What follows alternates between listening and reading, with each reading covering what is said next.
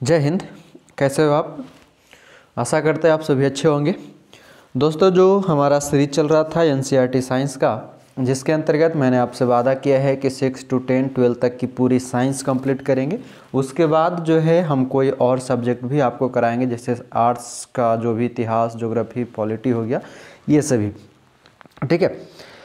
और माफ़ी चाहेंगे कि कल आपका कोई भी वीडियो नहीं आ पाया।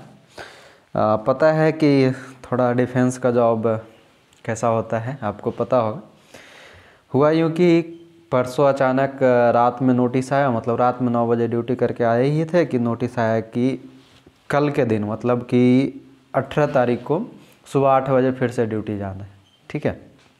इस कारण से मतलब सारा कुछ सेटल नहीं हो पाया, क्योंकि क्लास जो ज़्यादातर है वो सुबह में ही रिकॉर्ड करते थे, 6-7 बजे के बाद जाते थे 12 बजे तो। लेकिन अचानक 8 बजे की ड्यूटी लग गई तो सुबह तैयार होते, खाना वगैरह बनाते बनाते टाइम निकल गया, इसलिए कोई वीडियो नहीं आया। तो अब प्रयास करेंगे कि हम रात में आपको रिकॉर्ड करके वीडियो, मतलब रात में जब 6 बजे ड्यूटी से आएँ, उसके बाद 8 बजे के बाद हम रिकॉर्ड करके रख लेंगे। सुबह सुबह हम आपको वीडियो प्रोवाइड करा देंगे।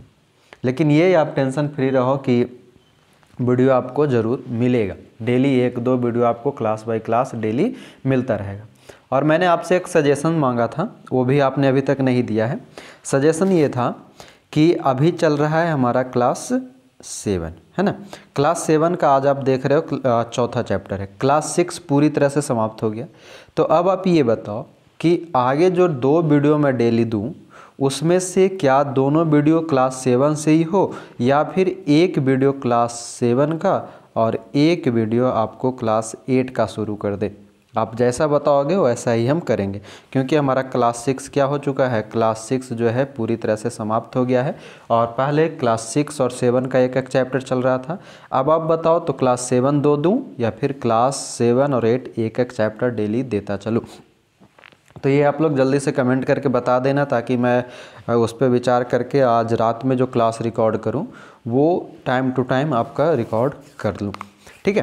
तो आइए चलिए, अब ज़्यादा बात नहीं करेंगे, बस आप अपना सपोर्ट प्यार बनाए रखना। और हम चलेंगे अब उस्मा की ओर, चैप्टर नंबर 4। और यहाँ से जो है आपको बहुत सारी चीज़ें नया सीखने के लिए मिलेगा। तो इन सभी सीख के लिए आपको अपना नोट्स बनाते रहना होगा। जैसे कल किन्हीं एक का मैसेज था कि सर आप सर या भाई ऐसा कुछ लिखे थे कि वीडियो को कंटिन्यू रखो, एनसीईआरटी सीरीज को, मैं नोट्स बना रहा हूँ। मुझे अच्छा लगा कि हाँ चलो कोई तो है जो नोट्स बना रहे हैं। नोट्स बनाइए आप उस तरह से, उसको फिर एक जगह करके आप खुद चाहो तो उस नोट्स को आप बेच सकते हो यार, सबसे बड़ी बात है। क्योंकि एनसीईआरटी के नोट्स के नाम पे लोग लाखों लाख छाप रहे हैं। आप तो 1000 भी छाप लो तो आपकी पढ़ाई का खर्च भी निकल जाएगा, वो भी मुफ्त में आप पूरी एनसीईआरटी पढ़ लोगे थोड़ी सी नेट खर्च करके, है ना। तो आप बनाओ, खुद से बनाओ, आपको काम देगा, आपके दोस्त को काम देगा, आपके घर में भाई बहन जो अगला तैयारी करने के लिए आएंगे उनको काम देगा, तो ज़रूर काम देगा ये। ठीक है। तो आप बनाते रहिए और उसको इधर उधर शेयर करते रहिए। ठीक। तो आइए चलिए, अब हम बात करेंगे उस्मा यानी कि चैप्टर नंबर 4। कह रहा है कि अध्याय 3 में आप पढ़ चुके हैं कि ऊनी वस्त्र जांतव रेशे से बनाए जाते। अच्छा, आप ये बताओ कि जांतव रेशा हम पढ़े थे, जांतव मतलब होता क्या है, पता है? आप सोचना, मैं आज थोड़ी देर बाद बताता हूँ। ठीक है। तो चैप्टर नंबर 3 हमारा यही था कि रेशम से वस्त्र तक की कहानी थी चैप्टर 3 में, जिसमें बहुत सारे इंपॉर्टेंट पॉइंट पढ़े थे। ऊँट के कुछ प्रजाति के बारे में पढ़ा था, भेड़ के 6 प्रजाति के बारे में पढ़ा था, बकरी पश्मीना बकरी के बारे में पढ़ा था। तो ये सभी जो है बहुत इम्पॉर्टेंट पढ़ा था क्लास 7 का चैप्टर 3 में। ठीक है। और वैसा ही क्लास 6 के चैप्टर 3 में भी तंतु से वस्त्र तक में पढ़ा था हमने। तो एक एक क्लास का एक एक चैप्टर आपका इम्पॉर्टेंट रहेगा, छोड़ना मत। मैं इसलिए बार बार इतना टाइम देता हूँ आपको ये समझाने में कि आप एक एक चैप्टर देखो, नहीं तो मेरा मन नहीं करता कि आपको फालतू में मैं बात करके आपको बस टाइम बर्बाद करूँ। लेकिन मुझे पता है कि आप ऐसा नहीं करते हो, तभी आप यहाँ पर आने के बाद सोच में पड़ जाते हो कि आखिर ये था क्या। तो मैं बार बार यही कहता हूँ और कहता रहूँगा, जब तक आप सुधरोगे नहीं मैं कहता रहूँगा। 10 मिनट आपका एक्स्ट्रा बर्बाद करूँगा। बर्बाद इसलिए नहीं कि मैं फालतू की कहानी सुना के, बर्बाद इसलिए कि आपको मोटिवेट करके, आपको सजेशन दे के। हाँ, अब कोई सजेशन नहीं देंगे बीच में, ठीक है। अब मत कहना सर बीच में भी कुछ बोला करो, मैं पहले ही जो इतना बोलना होता है बोल देता हूँ और फिर लास्ट में बोलता हूँ, बीच में आपका समय किल नहीं करता। आप चाहो तो अगर जब आपको लगे कि हाँ यहाँ पर मेरा टाइम बर्बाद हो रहा है तो पटापटा स्किप करो, बीच में आपको इस तरह की कोई एडवर्टाइजमेंट मतलब आपके सजेशंस वाली नहीं दिखेगा, ठीक है। और ना बीच में मैं आपको कुछ इस तरह का कहता हूँ कि हाँ अब शेयर करो, लाइक करो, सब्सक्राइब करो, शुरू और लास्ट में जो कहना होगा कह देंगे। क्योंकि जितना इम्पोर्टेंट आपका पढ़ाई है उतना मेरा भी पढ़ाई और पढ़ाना दोनों है। मैं खुद अभी तैयारी में करता हूँ, पढ़ते पढ़ाते रहता हूँ, तो मुझे ही पता है कि कैसे क्या करना होता है। आइए चलिए हम चैप्टर 4 की ओर पढ़ रहे हैं, आपको डिस्टर्ब नहीं करेगा, मैं कुछ नहीं बोल रहा। अध्याय 3 में आप पढ़ चुके हैं कि ऊनी वस्त्र जातव रेशे के बनाए जाते हैं। जातव का मतलब होता है जानवर से प्राप्त रेशा, जैसे ऊँट, बकरी, भेड़, इन सभी याक से जो हम रेशा प्राप्त करते हैं उसको हम जातव रेशा कहते हैं, यानी कि जंतुओं से प्राप्त रेशे को हम जातव रेशा कहते हैं। आप यह भी जानते हैं कि सूती वस्त्र पादप रेशों से बनता है। हमने रेशम के बारे में पढ़ा था, 4 प्रकार के रेशम के बारे में पढ़ा था, आप वो सोच करके कमेंट में बता देना। कहता है हम शीतकाल में ऊनी वस्त्र पहनते हैं जो हमें गर्म रखते हैं, जैसे अभी की जो समय है जब मौसम गर्म होता है तो हम हल्के रंग के सूती वस्त्र पहनना पसंद करते हैं, ये हमें ठंडा का अनुभव कराते हैं। आप यह जानने के लिए अवश्य ही उत्सुक होंगे कि किसी विशेष ऋतु के लिए विशेष प्रकार के वस्त्र ही क्यों उपयुक्त होते हैं। तो ये सभी तो हो गया आपकी उत्सुकता, लेकिन उस उत्सुकता को सभी जगह पढ़ना नहीं है, और आपको पता ही होगा कि मेरा पढ़ाने का तरीका क्या है। हम वही इम्पॉर्टेंट पॉइंट पढ़ाते हैं और बताते हैं जो आपको बेहतर हो, सभी कहानी हम आपको यहाँ पे नहीं बताते। अब आते हैं 4.1, कहता है गर्म तथा ठंडा। गर्म और ठंडा के लिए आपको सूची बनाना है, चाय, पानी, बर्फ़, गर्म पानी, ये सभी को, ठीक है। और सूची बना करके ये सभी चीज़ आपको करना है, लेकिन हम यहाँ पर नहीं करेंगे। बस यहाँ पर एक परामर्श दिया गया है कि आपको परामर्श दिया जाता है कि बहुत अधिक गर्म वस्तुओं को न छुए, मोमबत्ती की ज्वाला अथवा स्टोव छूते समय सतर्क रहें, ये आपके लिए सुझाव है और कुछ नहीं, बाकी उतना आप समझदार हो। बात समझ गए? तो आप अपना क्रियाकलाप करने के लिए अलग अलग तरीके से पानी, बर्फ़, ये सभी ले सकते हैं। आपको यहाँ गर्म एवं ठंडी वस्तु लेना है और अपना प्रयोग करना है, प्रयोग करते रहिए। क्रियाकलाप आ गया, क्रियाकलाप में चलते रहिए। सुनिश्चित कीजिए कि पानी इतना गर्म ना हो कि आपका हाथ जल जाए, ये ध्यान रखना है। अब यहाँ पर है कि बूझो की उलझन यह दर्शाती है कि यह निश्चय करने के लिए कि कोई वस्तु गर्म है या ठंडी है, हम अपनी स्पर्श इंद्रियों पर विश्वास नहीं कर सकते या हमें कभी भी धोखा दे सकती है। स्पर्श इंद्रियों का मतलब हो गया जो आप हाथ वगैरह है उससे।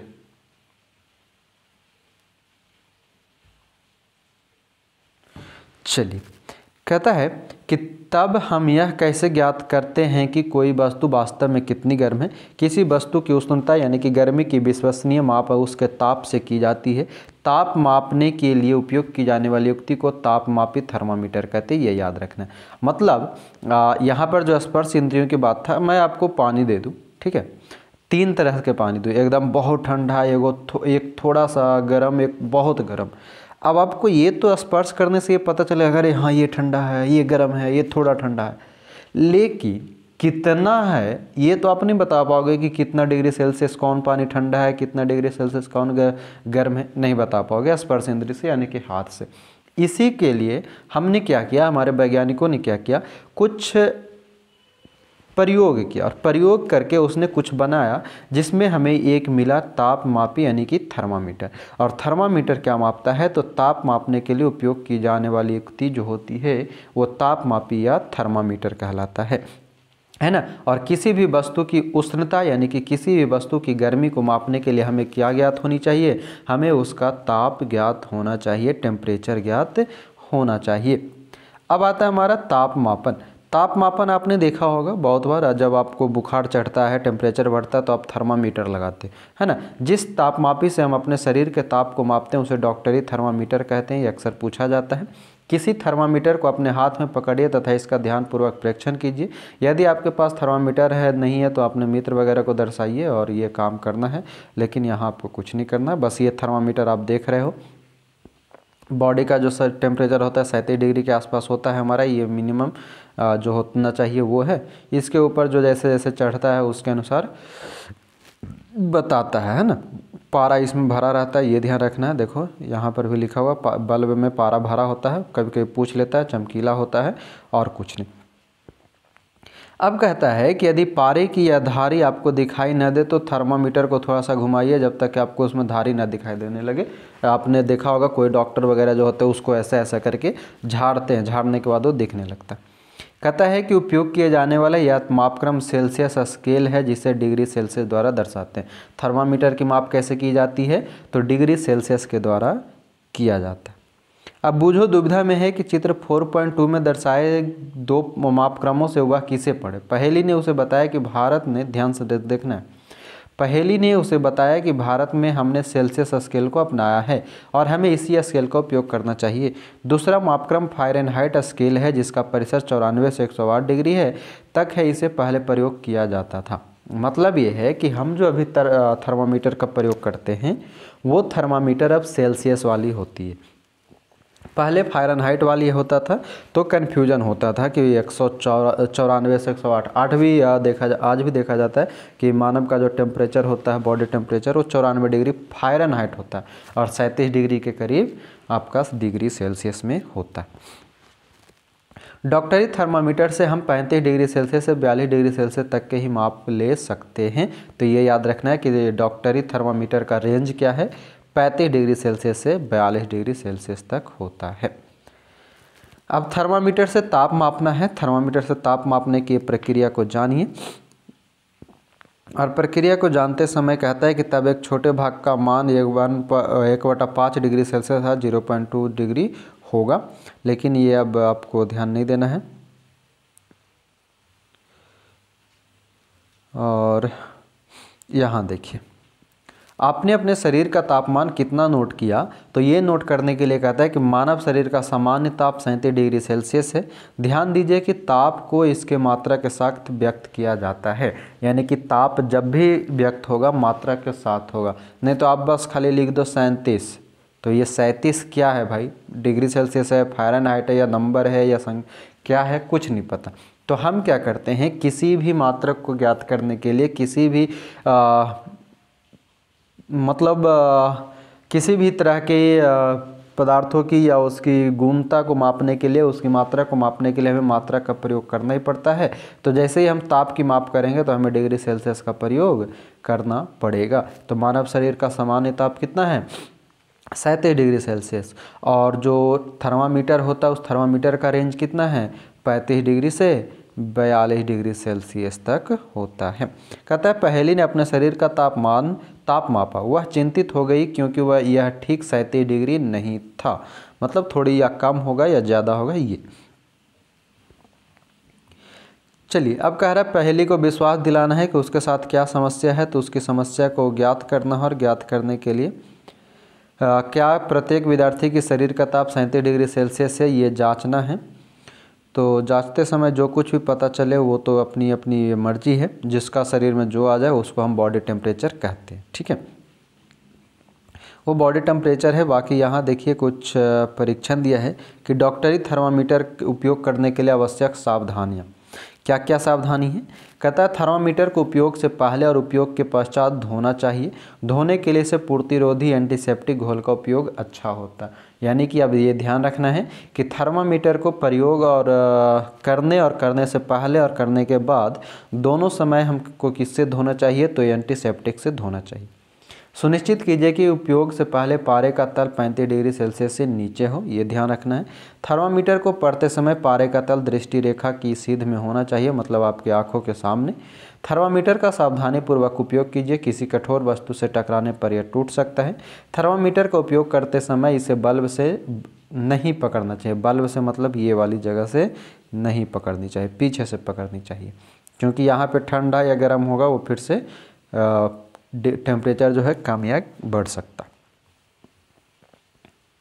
ठीक है। और 37 डिग्री सेल्सियस क्या है, हमारा नॉर्मल टेम्परेचर या सामान्य ताप है जो स्वस्थ व्यक्ति के लिए काफ़ी होता है।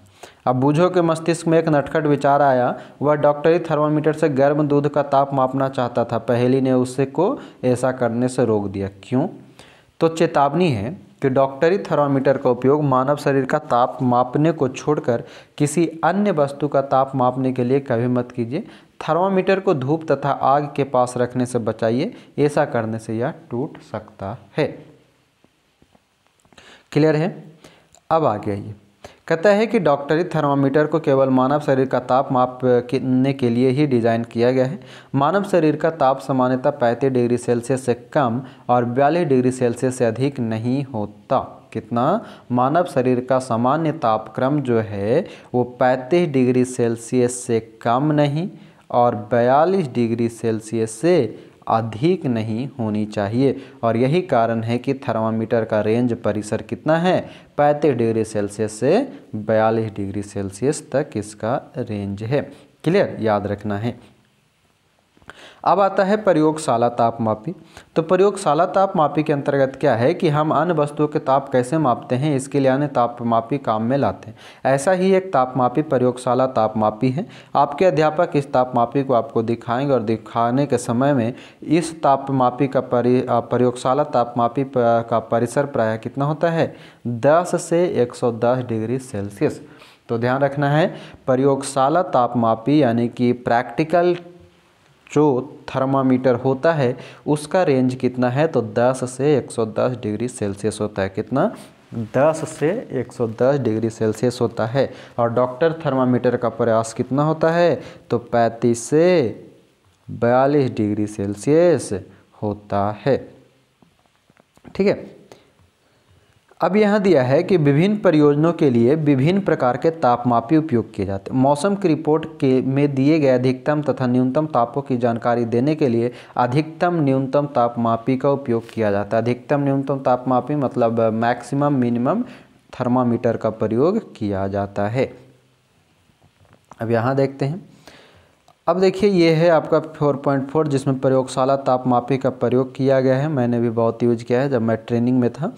ठीक है, मतलब अभी जहाँ जॉब में हूँ इसके लिए 2 साल की ट्रेनिंग हुई थी, तो वहाँ पर इस तरह के मैंने उपयोग बहुत बार किया है। बीकर में कोई केमिकल लेते थे, उसकी टेम्परेचर मापने में प्रयोग करते थे गर्म करने के बाद। ये उसकी पूरी प्रक्रिया है। आइए यहाँ जानते हैं। कहता है प्रयोगशाला तापमापी का उपयोग करते समय डॉक्टरी थर्मामीटर का पाठ्यांक लेते समय बरती जाने वाली सभी सावधानियों के अतिरिक्त विभिन्न सावधानी भी बरतनी चाहिए। कहता है तापमापी को ऊर्ध्वाधर रखना चाहिए, तिरछा नहीं। तापमापी को हमेशा ऐसा रखना चाहिए, ऐसा नहीं। दूसरी बात कहता है कि तापमापी का बल्ब चारों ओर से उस पदार्थ से घिरा होना चाहिए जिसका ताप मापना है। बल्ब बर्तन की दीवारों से नहीं छूना चाहिए। मान लो ये कोई बर्तन है, इसमें कुछ रखा हुआ है, तो आपका जो थर्मामीटर होना चाहिए वो क्या होगा? इसमें ऐसा होगा, नीचे पूरी तरह से ज़मीन में, मतलब उस जो बर्तन है उस बर्तन के दीवार को पूरी तरह से छूनी नहीं चाहिए। और ना ही ऐसा कोई कोना में होना चाहिए, ना ऐसे किसी कोना में, हमेशा वो 90 डिग्री पे होना चाहिए। अब कह रहे हैं कि बूझो को अब समझ में आ गया कि उच्च तापों को मापने के लिए डॉक्टरी थर्मामीटर का उपयोग क्यों नहीं करना चाहिए। लेकिन अब भी उलझन में है कि क्या प्रयोगशाला तापमापी द्वारा उसके शरीर का ताप मापा जा सकता। ये बड़ा नटखट है, बूझो, समझे। आपके जैसा ही छोटा सा नटखट है, ये कभी भी कुछ भी सोच लेता है। अब ये कह रहा है कि पहले ये क्या सोचा कि पहले डॉक्टरी थर्मामीटर से दूध मापने गया, दूध की गर्मी मापने जा रहा था। अब प्रयोगशाला तापमापी से कह रहा है कि मैं अपना शरीर का टेम्परेचर मापूंगा। अब बताओ इस नटखट को, है ना। तो आपके जैसा ही नटखट है। और इस प्रश्न का उत्तर खोजने का प्रयत्न कीजिए। ये सोच रहा है, खोज हम रहे हैं ना। तो अब ये सोच रहा है, खोज कर रहा है, खोज करते करते अब इसको क्या मिलेगा वो पता करना है। तो कह रहा है कि आप प्रयोगशाला तापमापी को अपने शरीर का ताप मापने के लिए उपयोग कर सकते हैं।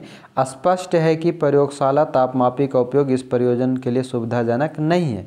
आप कर सकते हो लेकिन सुविधाजनक नहीं है। अगर आप प्रयोगशाला तापमापी का प्रयोग करोगे तब आपकी बॉडी टेम्परेचर जो है वो बता देगा, लेकिन सही नहीं है, क्योंकि उसका और डॉक्टरी थर्मामीटर का शेप दोनों अलग अलग होता है। कहता है डॉक्टरी थर्मामीटर को मुंह से बाहर निकाल लेने पर पारे का तल नीचे या ऊपर क्यों नहीं जाता। किसी डॉक्टरी थर्मामीटर के का फिर से परीक्षण कीजिए। क्या आप बल्ब के पास कोई विभंग किंक देखते हैं? ये किंक जो बोलता है इसको किनारे में, डॉक्टरी थर्मामीटर में एक विभंग होता है, ये याद रखना, किंक क्या होता है, किंक होता है।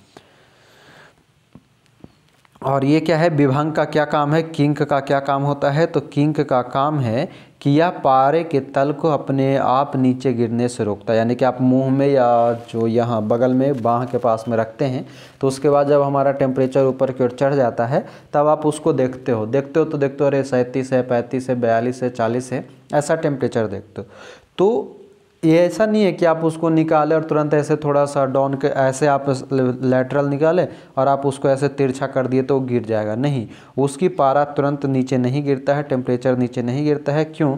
क्योंकि उसमें विभंग लगा होता है, और विभंग क्या होता है, जहाँ जाता है टेम्परेचर वहीं पर उसको रोक कर रख देता है। बूझो यह जानने के लिए उत्सुक है कि जब तापमापी का बल्ब किसी वस्तु के संपर्क में आता है तो पारे के तल में परिवर्तन क्यों हो जाता है। अब पारे के तल में परिवर्तन क्यों हो जाता है। अब यहाँ पर आपको एक डिजिटल थर्मामीटर दिखाया गया है। कहता है तापमापी में पारे के उपयोग के विषय में अनेक चिंताएं हैं। पारा एक विषाक्त पदार्थ है और यदि तापमापी टूट जाए तो इसका निपटान अत्यधिक कठिन होता है, मतलब जो कांच होता है महीन महीन उसको हटाना। आजकल अंकीय तापमापी डिजिटल थर्मामीटर उपलब्ध है जिनमें पारे का उपयोग नहीं होता, इसमें पारा का उपयोग नहीं होता।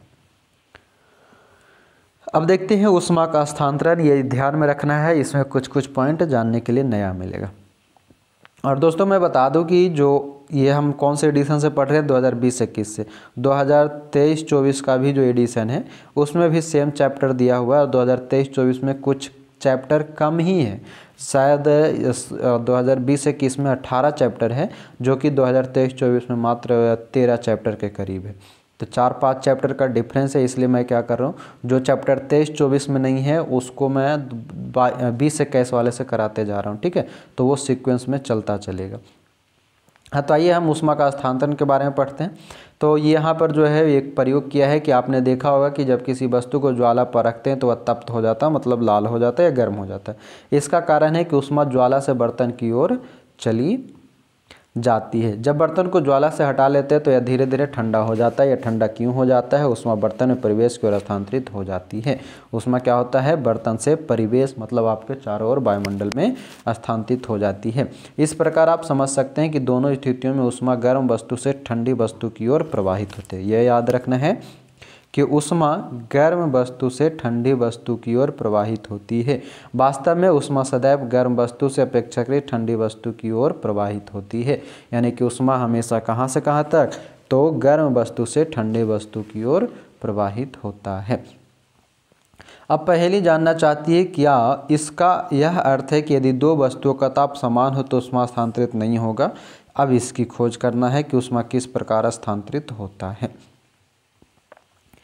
क्रियाकलाप है, यहाँ पे क्रियाकलाप में एल्युमिनियम और लोहे का प्रयोग किया जा रहा है। इसका रिजल्ट हमें आगे दिखेगा, तो हम रिजल्ट की ओर ही चलेंगे, ठीक है। ये लगाया गया है, किसी धातु की पट्टी में ऊष्मा का स्थानांतरण का अवयव है। ये मोम, यहाँ पे मोमबत्ती लगा के इसको पिघलाया जा रहा है, गलाया जा रहा है, गर्म हो रहा है, ठीक है। मोम के टुकड़ों का क्या होता है? क्या ये टुकड़े गिरना आरंभ कर देते हैं? जैसे ये देखो, मतलब ये क्या किया है, एक एल्युमिनियम का रॉड लिया है, इसमें जहाँ तहाँ मोम का टुकड़ा लटका दिया है, चिपका दिया है, और ये एक मोमबत्ती यहाँ जलाए इसके मुंह पे। अब धीरे धीरे जैसे जैसे ऊष्मा का स्थानांतरण पीछे की ओर होता जाएगा, इधर की ओर, वैसे वैसे यहाँ की मोम जो है पिघल के गिरना शुरू कर जाएगा। तब आपको समझ में आएगा कि वो ऊष्मा का स्थानांतरण हो रहा है, ठीक है। तो अब यहाँ कहता है, निष्कर्ष ये है कि वह प्रक्रम जिसमें ऊष्मा किसी वस्तु के गर्म सिरे से ठंडे सिरे की ओर स्थानांतरित होता है चालन कहलाता है। ये अक्सर सवाल में पूछा जाता है, या तो परिभाषा दे देगा या किसी वस्तु के यहाँ से वहाँ तक की दूरी के अंतर में वो दे देगा। तो क्या याद रखना है कि वह प्रक्रम या वह प्रक्रिया जिसमें ऊष्मा हीट किसी वस्तु के गर्म सिरा से ठंडे सिरे की ओर जब स्थानांतरित होता है तो उसे हम चालन कहते हैं। ठोसों में ऊष्मा प्रायः चालन के प्रक्रम के द्वारा स्थानांतरित होता है। मोस्ट इम्पॉर्टेंट यही लाइन है कि ठोस में ऊष्मा का स्थानांतरण किस प्रक्रिया द्वारा होता है? तो चालन प्रक्रिया द्वारा। किस प्रक्रिया द्वारा? ठोस में ऊष्मा का संचालन चालन प्रक्रिया द्वारा। ठोस में ऊष्मा का संचालन चालन प्रक्रिया के द्वारा। ठोस में ऊष्मा का संचालन चालन प्रक्रिया के द्वारा। कहता है क्या सभी पदार्थों में ऊष्मा का चालन आसानी से हो जाता है। आपने बस देखा होगा कि खाना पकाने के लिए उपयोग किए जाने वाले धातु के बर्तन में प्लास्टिक या लकड़ी की हत्थी लगी होती है। क्या आप किसी तप्त बर्तन को हत्थी से पकड़कर बिना हाथ जलाए उठा सकते हैं। ठीक है, तो ये पूरी प्रक्रिया है, फिर से एक यहाँ पर किया गया है। कहता है कि जो पदार्थ अपने से होकर ऊष्मा को आसानी से जाने देता है उसे ऊष्मा का चालक कहते हैं। इसके उदाहरण एल्युमिनियम, आयरन, लोहा, कॉपर, तांबा। ठीक है, जो पदार्थ अपने से होकर ऊष्मा को आसानी से नहीं जाने देता उसे कुचालक कहते हैं। सुचालक, कुचालक, अर्धचालक, ये सभी के बारे में हमने क्लास 6 में भी पढ़ा था, यहाँ भी पढ़ रहे हैं और अभी और आगे भी पढ़ेंगे, तो याद रखना है। चालक क्या है? जिसमें ऊष्मा आसानी से स्थानांतरण हो जाए, जैसे लोहा, एल्युमिनियम, तांबा ये सभी, और जिससे ऊष्मा आसानी से स्थानांतरित ना हो उसे हम कुचालक कहते हैं। और ठोस में जो है वो किससे होगा? तो ठोस में ऊष्मा का स्थानांतरण चालन प्रक्रिया से होता है। कुचालक के प्लास्टिक, लकड़ी ये सभी है। कुचालकों को ऊष्मारोधी भी कहा जाता है। कहता है जल तथा वायु ऊष्मा के कुचालक है, यही याद रखना है आपको। जल और वायु जो है ऊष्मा का कुचालक है। तब इन पदार्थों में ऊष्मा स्थानांतरण कैसे होता है, आइए पता करें। अब ऊष्मा इसमें कैसे स्थानांतरित होता है इसको पता करना है। इसके लिए यहाँ पर क्रियाकलाप किया गया है। क्रियाकलाप में ध्यान रखना है पोटेशियम परमैंगनेट का प्रयोग किया जा रहा है। किसका प्रयोग किया जा रहा है? पोटेशियम परमैंगनेट का। अब किस चीज़ में? तो जल और वायु में ऊष्मा कैसे स्थानांतरित होता है इसको पता लगाने के लिए हम किसका प्रयोग कर रहे हैं? तो पोटेशियम परमैंगनेट का प्रयोग कर रहे हैं। पोटेशियम परमैंगनेट का एक क्रिस्टल धीरे से रखिए। अब क्रिस्टल के ठीक नीचे मोमबत्ती जलाकर जल को गर्म कीजिए। पानी को गर्म करना है, अपने नोटबुक में इसको बनाना है। कह रहे जब जल को गर्म करते हैं तो ज्वाला के पास का जल गर्म हो जाता है। गर्म जल ऊपर उठता है। इस गर्म जल के आसपास का ठंडा जल उसका स्थान लेने के लिए आ जाता है। फिर यह जल भी गर्म होकर ऊपर उठता है तथा आसपास से जल फिर इसके स्थान पर आ जाता है। यह प्रक्रिया जब तक चलती रहती है जब तक कि सारा जल गर्म ना हो जाए। ऊष्मा स्थानांतरण किस विधि को संवहन कहते हैं? कौन सी विधि? संवहन विधि कहते हैं। ये देखो, ये जल में ऊष्मा का संवहन है। वायु में ऊष्मा का स्थानांतरण किस प्रकार होता है? धुआं किस दिशा में जाता है इसको पता करना है। तो कहता है कि ऊष्मा स्रोत के पास की वायु गर्म होकर ऊपर उठती जाती है। इस प्रकार यह वायु भी गर्म हो जाती है और यह प्रक्रिया चलती रहती है। ठीक है, अब 4.9 पे विचार करना है। तो यहाँ पर हमने एक चीज़ और नया सीखा। क्या सीखा? कि ऊष्मा स्थानांतरण जो है जल में ऊष्मा का स्थानांतरण किससे होता है? संवहन से होता है। जल बोले तो हम क्या कह सकते हैं? इसको द्रव्य बोल सकते हैं। क्या बोल सकते हैं? द्रव्य। द्रव्य में ऊष्मा का संचालन कैसे होता है? तो संवहन से होता है। ठोस में ऊष्मा का स्थानांतरण कैसे हो रहा था? जल्दी से बताओ। ठोस में ऊष्मा का स्थानांतरण चालन विधि के द्वारा। बात समझ रहे हैं? ठोस में ऊष्मा का स्थानांतरण चालन विधि द्वारा, द्रव्य या जल में ऊष्मा का स्थानांतरण संवहन विधि द्वारा। याद रखना है।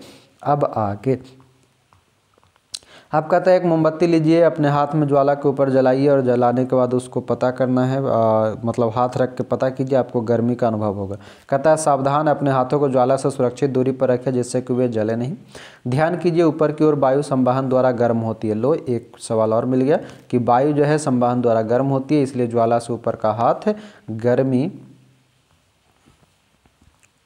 गर्मी अनुभव करता है, तथापि पार्श्व की वायु संवहन द्वारा गर्म नहीं हो पाती, इसलिए यह वायु लौ के ऊपर की ओर वायु जैसी गर्म नहीं लगती। ओवरऑल आपको अब इतना याद रखना है। यहाँ पर हमने 3 चीज़ पढ़ा। एक पढ़ा ठोस, एक पढ़ा द्रव्य, एक पढ़ा गैस। बात समझ गए? ठोस के अंतर्गत ऊष्मा का स्थानांतरण कैसे होता है? चालन विधि द्वारा। द्रव्य के अंतर्गत ऊष्मा का संचालन कैसे होता है, स्थानांतरण कैसे होता है? संवहन विधि द्वारा। और गैस के अंतर्गत, गैस यानी कि वायु के अंतर्गत ऊष्मा का स्थानांतरण कैसे होता है? संवहन विधि के द्वारा। ये 3 नोट करो आप एक जगह। ऊपर में लिखो ऊष्मा का स्थानांतरण ठोस में चालन विधि द्वारा, द्रव्य में संवहन विधि द्वारा, गैस में संवहन विधि द्वारा। और ये तीनों अक्सर सवाल पूछे जाते हैं, तो ये एकदम भेजा में घुसा लेना है, ठूस ठूस के कट्टू भुस्सा के जैसा। बात समझ रहे हो? तो अब आगे बढ़ते हैं। अब देखो यहाँ पर थोड़ा सा और ध्यान देना, क्योंकि यहाँ की कहानी भी हम पढ़ने वाले हैं। कुछ कहानियों के माध्यम से आपको समझने की ज़रूरत है। कह रहा है कि तटीय क्षेत्रों में रहने वाले लोग एक मनोरंजक परिघटना का अनुभव करते हैं। दिन के समय स्थल यानी कि धरती अथल जल की अपेक्षा शीघ्र गर्म होता है। क्या कह रहा है? दिन के समय स्थल जल की अपेक्षा शीघ्र गर्म होता है। स्थल के ऊपर की वायु गर्म होकर ऊपर उठती है। इसका स्थान लेने के लिए समुद्र की ओर से ठंडी वायु स्थल की ओर बहती है। चक्र को पूरा करने के लिए स्थल की ओर से गर्म वायु समुद्र की ओर बह जाती है। समुद्र की ओर से आने वाली वायु को समुद्र समीर कहते हैं। क्या कहते हैं? समुद्र से आने वाली वायु को, ये मान लो ये समुद्र है और ये मान लो स्थल है। तो जब समुद्र से हवा स्थल की ओर आएगा तो उसे हम समुद्री समीर कहते हैं। और समुद्री समीर या समुद्र समीर जो होता है, जब यहाँ पर समुद्र में पता है आपको पानी का भंडार है, तो और ये जो है स्थल यानी कि ज़मीन है, तो जब भी समुद्र से चलने वाली हवा स्थल की ओर आती है तो कैसी हवा लेकर आएगी? ठंडी हवा लेकर आएगी। कैसी हवा लेकर आएगी? ठंडी हवा लेकर आएगी। बात समझ रहे हो? कहता है कि समुद्र समीर की ठंडी वायु का लाभ उठाने के लिए तटीय क्षेत्रों के भवनों में खिड़कियां समुद्र की ओर बनाई जाती है। रात्रि में यह प्रक्रम विपरीत हो जाता है। समुद्र का जल स्थल की अपेक्षा धीमी गति से ठंडा होता है, इसलिए स्थल की ओर से ठंडी वायु समुद्र की ओर बहती है। क्या कह रहा है? स्थल की ओर से ठंडी वायु समुद्र की ओर बहती है। यह थल समीर कहलाता है। क्या कहलाता है? थल समीर कहलाता है। अब ओवरऑल आप समझो क्या कहना चाह रहा है, ये समझाना चाह रहा है। आप यहाँ देखो, ये समुद्र समीर है और ये थल समीर की दो एग्जाम्पल दे रखी है। तो क्या कह रहा है कि जब समुद्र से हवाएं स्थल की ओर जाएगा तब कैसी हवा हमको मिलेगा? जब समुद्र से हवाएं स्थल की ओर जाएगा तो हमको ठंडा हवा मिलेगा। लेकिन जब उल्टा हो जाता है, जब स्थल से हमारा हवा जो है वो किधर समुद्र की ओर जा रहा है, तो समुद्र की पानी कैसे हल्की गर्मी महसूस करेगा। तो यहाँ ओवरऑल इतना याद रखना है कि समुद्री समीर से चलने वाली, समीर मतलब हवा या पवन होता है, तो समुद्री समीर की पवनें कैसी होती है? ठंडा होता है। और थल समीर की पवनें कैसी होती है? गर्म होता है। कैसा होता है? गर्म होता है। और ये देखो, ये प्रक्रिया चलता रहता है। जब समुद्र से जाता है स्थल की ओर तो ठंडा, स्थल से समुद्र की ओर आता है तो गर्म, जब स्थल से समुद्र की ओर आता है तो गर्म, और समुद्र से स्थल की ओर जाता है तो ठंडा। समुद्री समीर और स्थल समीर। बात समझ गए? क्या क्या समझे हम अभी तक? एक हमने पढ़ा ठोस, एक हमने पढ़ा गैस, एक हमने पढ़ा द्रव।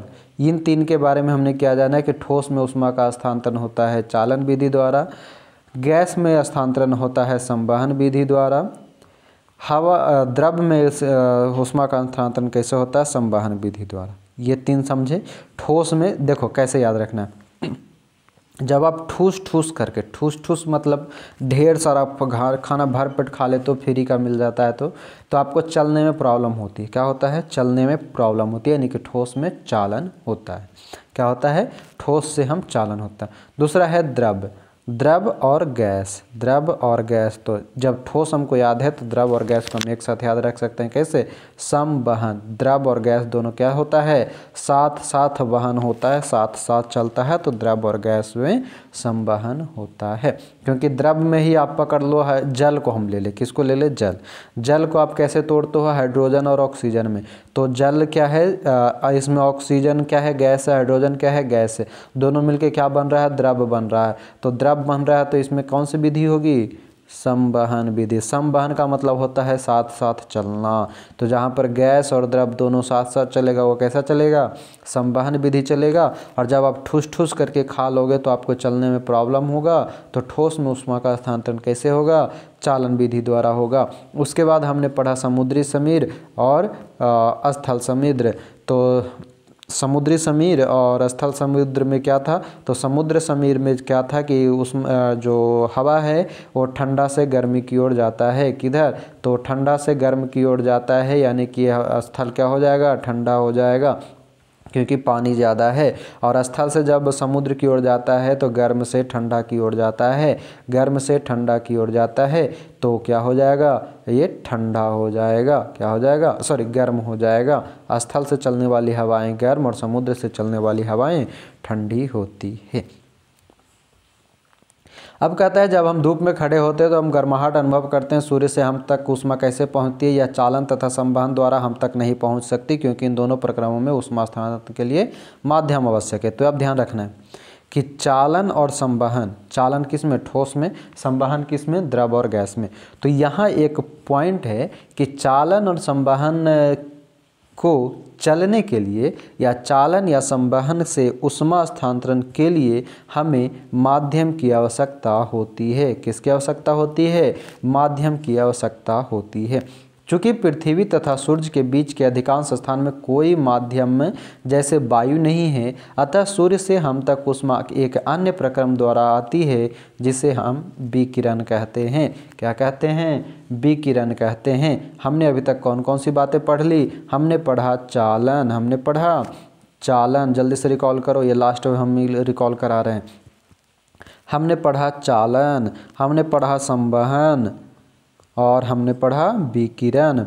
अब आप बताओगे कि चालन विधि में किससे किससे, ठोस से, संवहन विधि से किससे किससे, जल्दी से बताओ, गैस, द्रव और गैस। विकिरण से किससे? तो सूर्य की ऊष्मा, सूर्य की ऊष्मा जो पृथ्वी तक आती है उसको हम किससे करेंगे? तो विकिरण विधि से करेंगे। सूर्य की किरण, किरण किरण, सूर्य की किरण, याद रहेगा। सूर्य की ऊष्मा पृथ्वी तक कैसे पहुंचती है? तो सूर्य की किरण पहुंचती है, इसलिए हम विकिरण विधि कहेंगे। संवहन, जहाँ पर गैस और द्रव दोनों एक साथ चलता हो वो संवहन। जब आप ठूस ठूस करके खा लोगे तो चलने में प्रॉब्लम होगा, ठोस चालन होता है। अब मत पूछना दोबारा, ठीक है? और अब भी याद नहीं होगा तो दिमाग में जो भरी भूसा है उसको आप बाहर निकालो और उसमें ठूस ठूस करके ये सभी को भरो। कहता है कि विकिरण द्वारा ऊष्मा के हस्तांतरण में किसी माध्यम जैसे वायु अथवा जल की आवश्यकता नहीं होती, ये भी ध्यान रखना है। ठोस और द्रव गैस यानी कि चालन और संवहन विधि के लिए ऊष्मा हस्तांतरण करना हो तो आपको माध्यम की आवश्यकता होती है, लेकिन विकिरण द्वारा ऊष्मा के हस्तांतरण के लिए माध्यम की आवश्यकता नहीं होती। माध्यम के अंतर्गत आपका वायु, जल ये सभी आता है। कहता है माध्यम विद्यमान हो या ना हो, विकिरण द्वारा ऊष्मा का हस्तांतरण हो सकता है। क्या कह रहा है? माध्यम विद्यमान हो या ना हो, विकिरण द्वारा ऊष्मा का हस्तांतरण हो सकता है। जब हम किसी तापक यानी कि हीटर के सामने बैठते हैं तो हमें किसी प्रक्रम द्वारा ऊष्मा प्राप्त होती है। ज्वाला से हटाकर रखा कोई गर्म वस्तु, गर्म बर्तन ठंडा होते समय अपनी कुछ ऊष्मा को विकिरण द्वारा ही परिवेश में स्थानांतरित करता है। हमारा शरीर विकिरण द्वारा ही परिवेश को ऊष्मा देता है तथा उससे ऊष्मा ग्रहण करता है। तो ये याद रखना है कि हमारे शरीर में जो ऊष्मा हम लेते हैं आसपास के वायुमंडल से, यानी कि ठंडा में आप धूप में बैठ करके अपनी ऊष्मा लेते हो, है ना, सूर्य की किरण, और गर्मी में घर में छुप कर के सूर्य से दूर भागते हो, तो ये सारी प्रक्रिया क्या है? हमें ऊष्मा का विकिरण यानी कि हम शरीर में जो करते हैं वो विकिरण माध्यम से करते हैं। क्लियर है? किससे करेंगे? विकिरण माध्यम से करेंगे। चालन और संवहन को चलने के लिए किसी माध्यम के चालन और संवहन को चलने के लिए माध्यम की आवश्यकता होती है, जबकि ऊष्मा की विकिरण के लिए यानी कि सूर्य के प्रकाश के लिए हमें किसी माध्यम की आवश्यकता नहीं होती है। ये याद रखना है। चले आगे, चलो।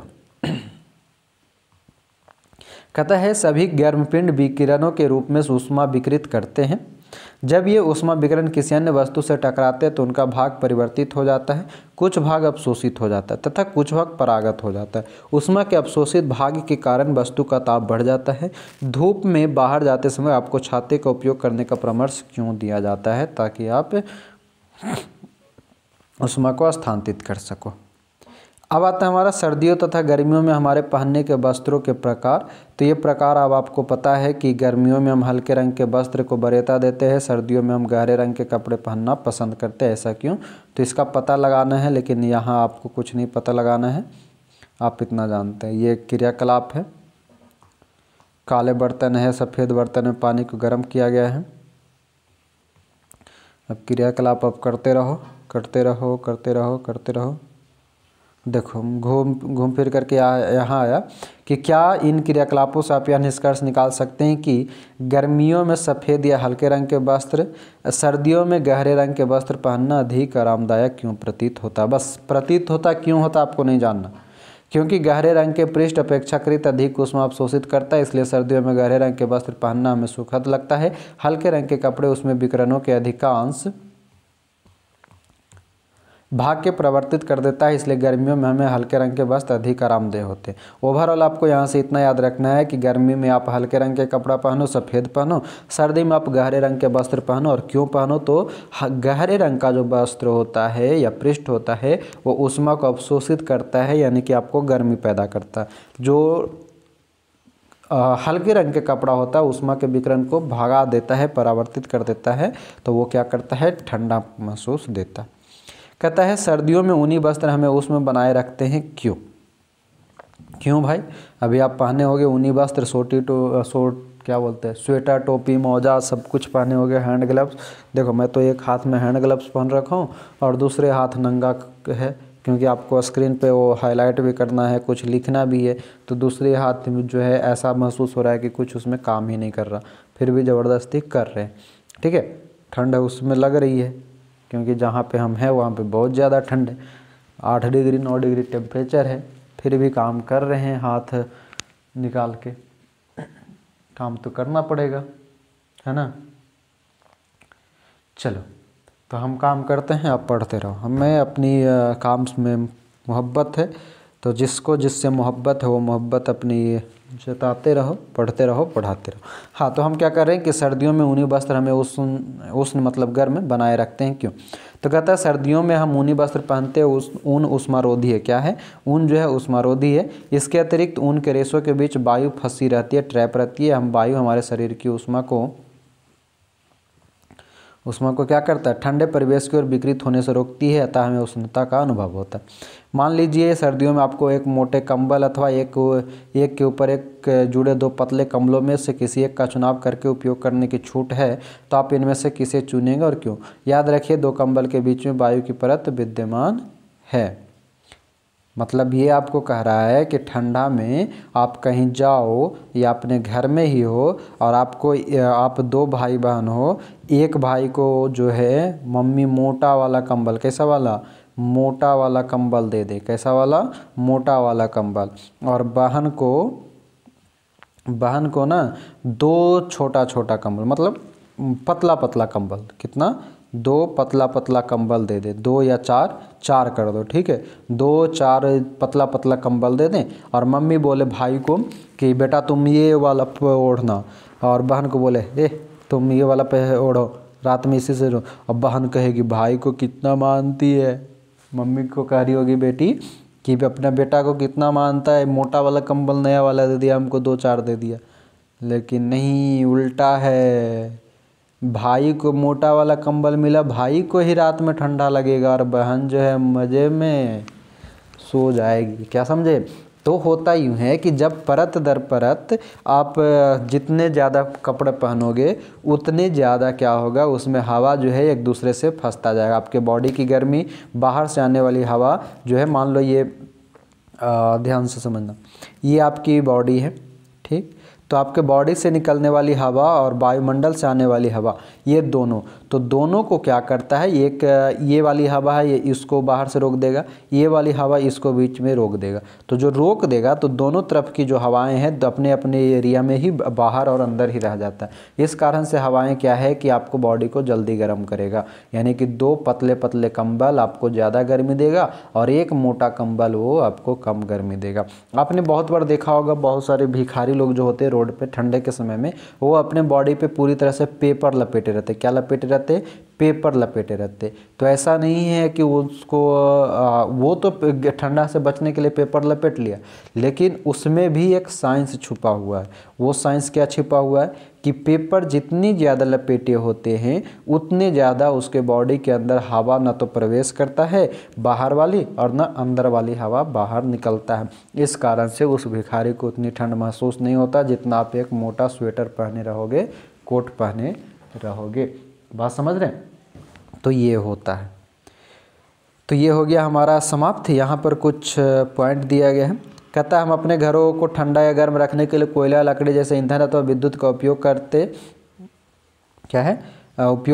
क्या ऐसा भवन बनाना संभव है जिन पर बाहर की गर्मी या सर्दी का कोई प्रभाव न पड़े? भवन की बाहरी दीवार को यदि ऐसा बनाया जाए कि उनके बीच में वायु की एक परत बंद हो जाए तो ऐसा संभव किया जा सकता है। ऐसा करने की एक विधि है कि भवन निर्माण में खोखली ईंटों का उपयोग किया जाए, जो कि आजकल उपलब्ध है। खोखला ईंट का प्रयोग करके आप बना सकते हो।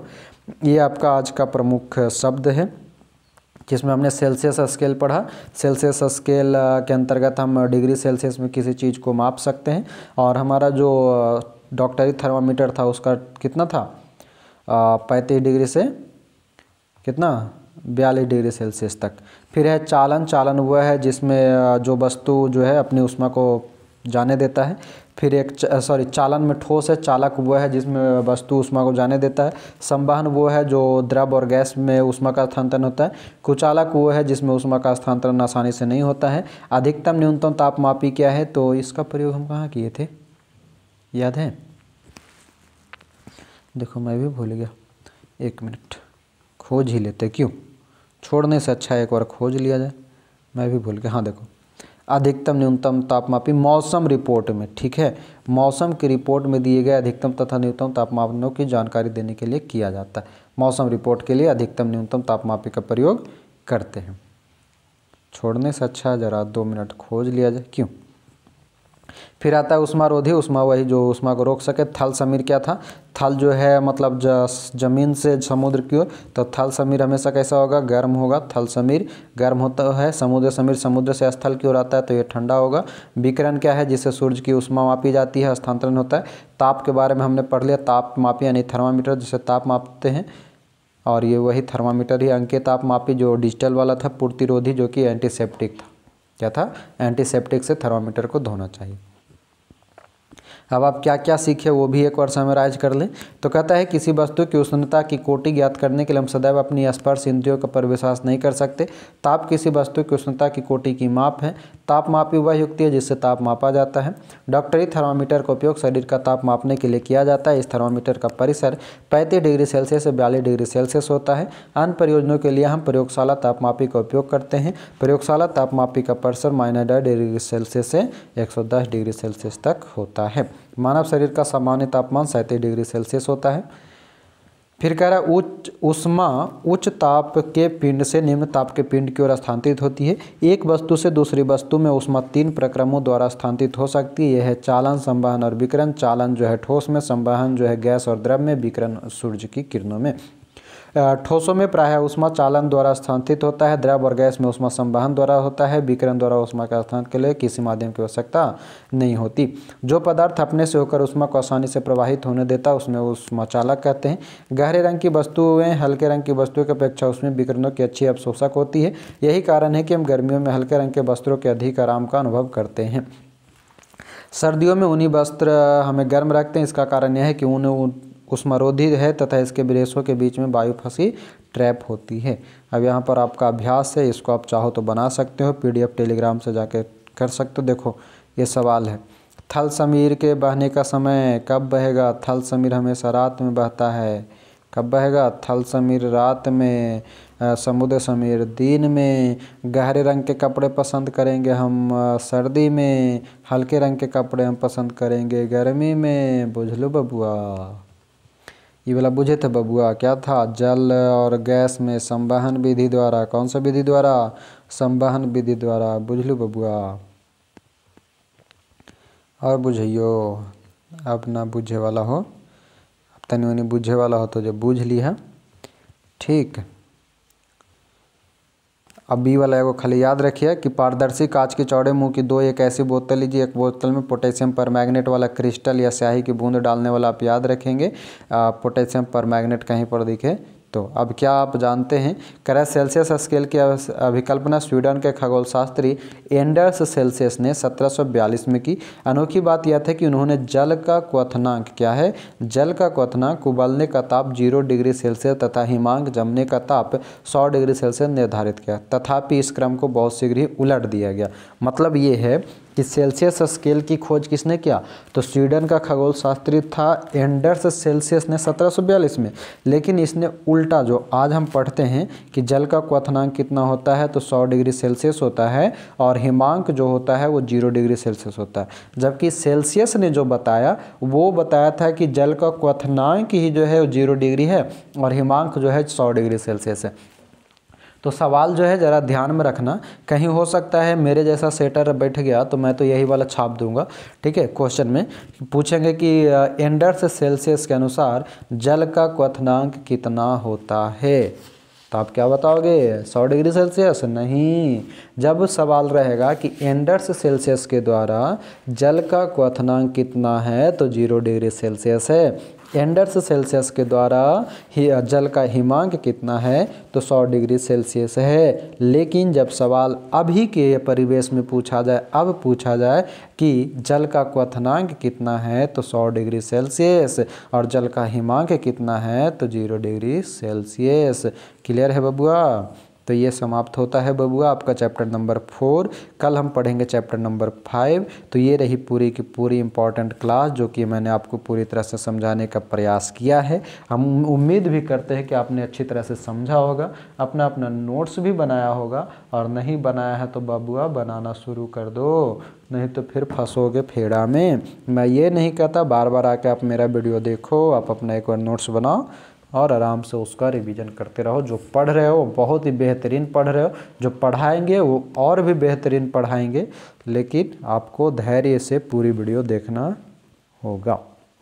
नहीं देखोगे कुछ नहीं सीखोगे, इधर उधर करते रहोगे, 2 नाव पे पैर रखोगे तो पता ही है नाव इधर के उधर हो जाएगा और आपका तो पता नहीं क्या होगा। इसलिए डूबोगे ज़रूर। कहीं एक नाव पे सवार हो जाओ और फटाफट पढ़ना शुरू करो। और इसी के साथ जाते जाते वही अपनी प्यार मोहब्बत दर्शाते हुए लाइक शेयर सब्सक्राइब करते हुए जाना। और सीधी बात, आप वो सब करो या ना करो मैं बार बार कहता हूँ, पढ़ते रहो, पढ़ाते रहो, खाते रहो, खिलाते रहो, खेलते रहो और खिलाते रहो, लेकिन सबसे बड़ी काम पढ़ते रहो। तो मिलते हैं हम अगले चैप्टर में। अभी के लिए आपका बहुत बहुत धन्यवाद। जय हिंद।